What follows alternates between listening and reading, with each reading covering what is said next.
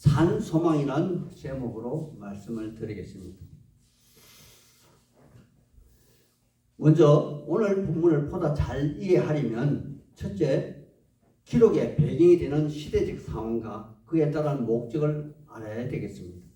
그 다음으로는 중요한 것이 서신을 기록하신 분의 정체성이 어떠한가 하는 것이고, 맨 나중에 이 서신을 수신한 그러한 사람들은 과연 어떠한 사람이었는가를 대략적으로 살펴보고 본문의 내용으로 들어가겠습니다. 먼저 시대적 상황을 본다면 이 서신서가 기록된 그 시점이 바로 AD 63년에서 64년경이라 이렇게 다수의 학자들이 주장하는데, 왜 이렇게 그들의 주장이 이 주장을 굽히지 않고 있느냐 하면은 AD 64년 7월경에 로마의 네로 황제 때 대화재가 있었습니다. 이 대화재가 발생함으로 해서 정치적으로 이 책임 소재를 묻게 되었는데, 그것이 바로 화재의 근원이 바로 그리스도인이라 이렇게 방향을 잡게 되므로 이때로부터 AD 313년 이 콘스탄티 대제가 기독교를 로마 국기로 공인하기 전까지 약 300년간 실로 엄청난 기독교가 박해를 받는 그러한 시기이므로 앞으로 닥쳐올 그리스도인의 박해를 지혜롭게 대처하기 위한 그러한 당부와 권면의 말씀으로 저는 이해했습니다. 하나님의 사람들이요, 이 시기에 우리 그리스도인이 받는 박해에 대해서 너무도 잘 소개하고 있는 영화가 있는데, 제가 예전에 보았는데, 주여 어디로 가시나이까? 기억이 나시죠?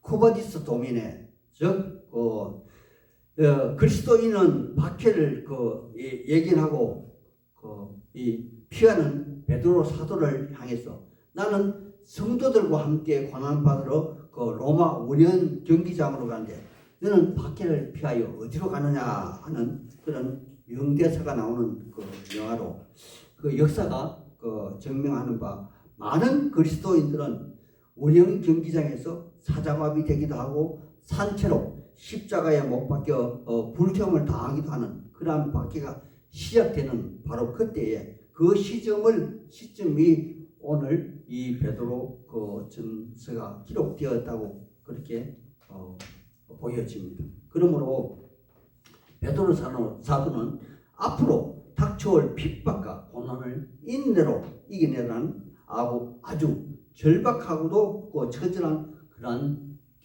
권면의 말씀으로 받아들이면 좋겠습니다. 두 번째, 베드로 사도의 소명에 대해서 제가 한번 잠깐 언급해 보겠습니다.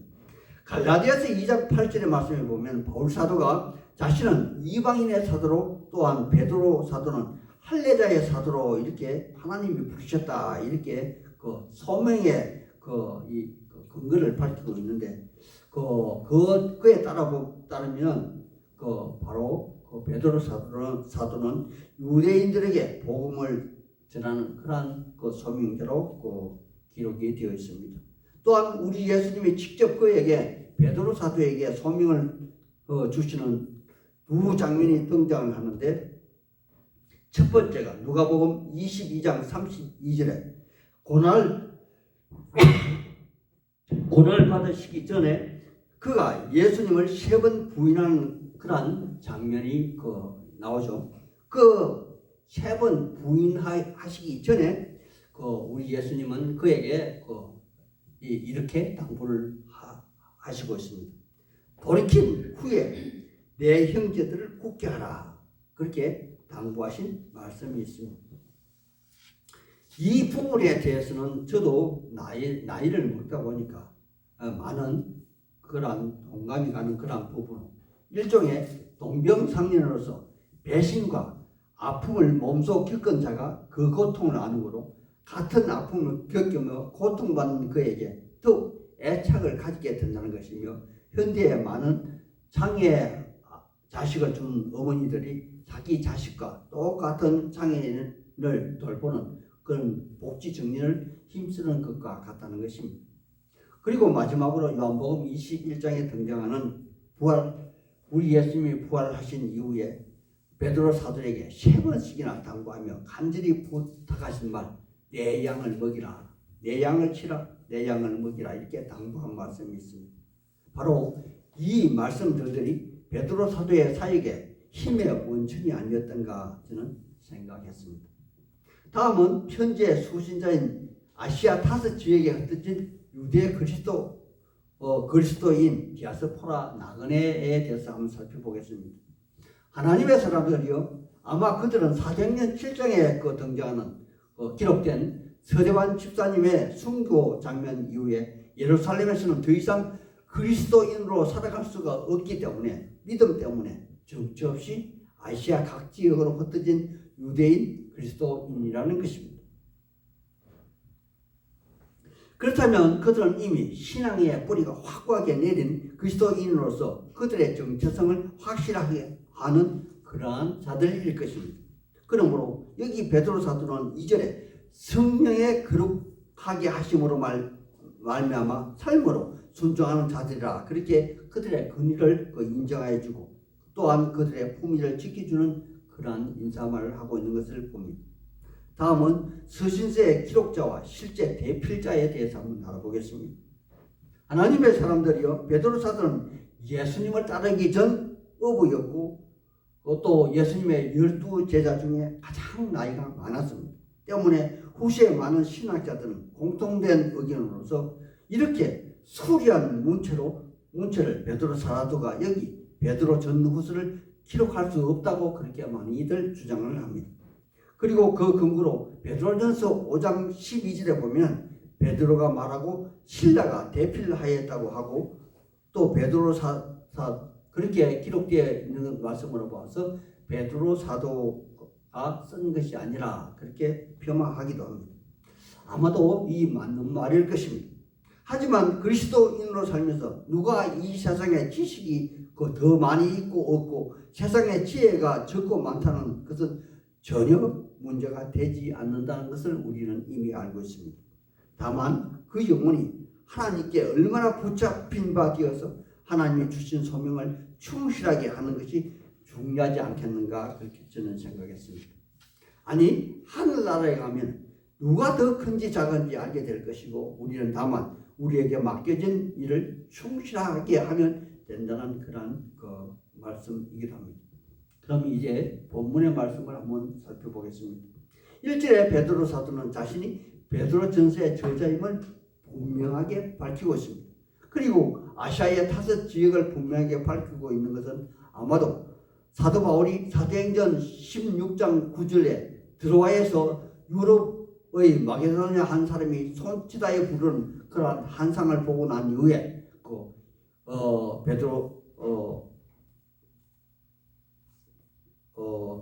사도 바울은 이방인의 사도로 소명을 다한 것에 대하여 그에 대한 대조하는 그런 모양으로 비치시는 그런 모습이 아닌가 저는 생각했습니다. 그러므로 그는 할례자의 사도로서 이미 아브라함 때부터 내려와 선택하여 부르신 그들을 이제는 아버지와 아들의 영인 성령의 인체심을 잊고 순종으로 나아가며 십자가에서 피 흘리신 예수 그리스도 그분의 속죄의 피 증거를 확고히 하기 위해서 성화의 삶을 살고자 스스로 이 땅에서 고향을 떠나 나그네로 살아가는 그들을 격려하고 축복하는 그런 말씀이기도 합니다. 하나님의 사람들이요, 우리가 그리스도 예수로 말미암아 하나님을 아버지라 부르며 저 천국의 소망을 얻게 된 것은 순전히 하나님 아버지의 무한하신 긍휼, 즉 불쌍하게 여겨주셔서 구원하여 주신 은혜 때문일 것입니다. 그러므로 이 같은 긍휼은 구체적으로 창조주 하나님은 우리를 위하여 그 아들 예수 그리스도를 이 땅에 보내주셨으며, 또한 그리스도 예수는 자진하여 고난당하시고 십자가에 죽으시고, 또한 우리를 위하여 예수를 하나님이 죽은 자 가운데서 다시 살리셨다는 것입니다. 이것이 우리에게는 바로 말로 할 수 없는 무한한 긍휼입니다. 이러한 긍휼은 우리에게는 무한한 은혜라 단지 찬송으로밖에 달리 표현할 수 있는 방법이 없다는 것이며, 그 찬송의 근본 이유가 바로 우리도 부활하신 예수로 말미암아 다시 저 천국에서 영원한 삶을 살게 된다는 그러한 소망을 소유하는 것에 기인한 것입니다. 하나님의 사람들이요, 그렇다면 우리의 소망이 산 소망이 되는 그러한 이유를 아십니까? 이 땅에서 우리의 소망은 단지 우리에게로부터 출발하여 시간과 공간의 제약을 받는 한정된 것이겠지만, 산 소망이란 영원히 살아계시고 역사하시는 창조주 하나님 아버지로부터 출발하여 영원히 하나님 아버지께 기속되는 그러한 소망이므로 우리에게는 그냥 소망이 아닌 바로 산 소망이 되는 그러한 말씀이라는 것입니다. 그러므로 이 땅에 속하여 시간과 공간의 한계의 틀 안에 있는 것과 대조하는 것으로서 사실에 썩지 않고 더럽지 않고 쉬하지 않는 그러한 유업을 얻게 된다는 그러한 말씀이며, 이는 다른 말로 하나님 나라를 유업으로 물려받는 하나님의 귀한 아들들이 되는 자격을 우리가 성취하게 된 것을 이야기하는 것입니다. 그리고 베드로 사도는 한 발 더 나아가서 5절에 이렇게 이야기합니다. 너희는 말세에 나타나기로 예비하신 구원을 얻기 위하여 믿음으로 말미암아 하나님의 능력으로 보호를 받고 있노라. 그렇게 확정적인 말로까지 격려하는 모습을 보이고 있습니다. 그렇다면 이렇게까지 베드로 사도는 그들의 믿음을 굳게 세우고 또 더욱 공고히 하는 그런 이유가 분명히 있지 않겠습니까? 그것은 바로 눈앞에 닥쳐올 핍박과 고난 때문일 것입니다. 당시 온 세상은 로마로부터 피지배국에 속해 있는 그러한 때입니다. 그리고 로마에 큰 화제가 났는데 그 중심에 바로 그리스도 교인이 있다고 유론머리가 되어 있었기에 어떤 형태로든 그리스도인들에게 책임이 증가될 일이 너무도 뻔한 이치이기 때문일 것입니다. 때문에 베드로 사도는 6절과 7절에 그들이 받는 시험은 잠깐이요 인내로서 얻는 믿음의 영광은 영원하다 그렇게 말하고 있는 것이며, 또한 그들이 받는 이 땅의 시험은 실로 불로 연단하는 것까지 매우 혹독할 것이나 예수 그리스도가 나타날 그때는 반짝반짝 빛나는 증거같이 되어 칭찬과 영광과 총기를 얻게 될 것이라 그렇게 건면한 그런 모습이기도 합니다. 하나님의 사람들이요, 이 땅의 그리스도인은 언제나 고통과 핍박과 억눌림의 삶을 사는 나그네일 뿐입니다. 왜냐하면 이 땅을 다스리는 자는 이 당시에는 로마 권력으로 일컬어지는 정복자들이겠지만, 궁극적으로 보면 이 땅에는 죄의 근세, 사망의 지배하에 있기에 정의와 바람과 올바름은 찾아볼 수 없는 힘의 논리가 지배하는 악의 세상이 아니던가요. 때문에 그리스도인은 언제 어디서나 현재나 미래에도 이 땅에서는 나그네여 거룩한 순례자들일 뿐이라는 것입니다. 따라서 그리스도인이 이 땅에서 주인으로 왕처럼 군림하여 산다는 것은 처음부터 잘못된 가설이며 논리의 비약일 뿐입니다. 혹 만약 그러한 시대가 도래한다면 이 세상은 이미 천국이 되었거나 아니면 마귀에게 넘어간 거짓 세상일 것입니다. 그러므로 우리 그리스도인은 이 땅에서 진정한 유토피아를 꿈꿀 수 없는 것입니다. 하지만 그럼에도 불구하고 우리 그리스도인이 참고 인내하고 믿음을 지키며 정직하게 살아가는 근본 이유는 바로 영혼 구원함을 얻기 위함일 것입니다. 하나님의 사람들이요, 그럼 우리는 이 땅에서 어떠한 자세로 우리의 정체성을 유지하며 살아가야만 하는 것일까요?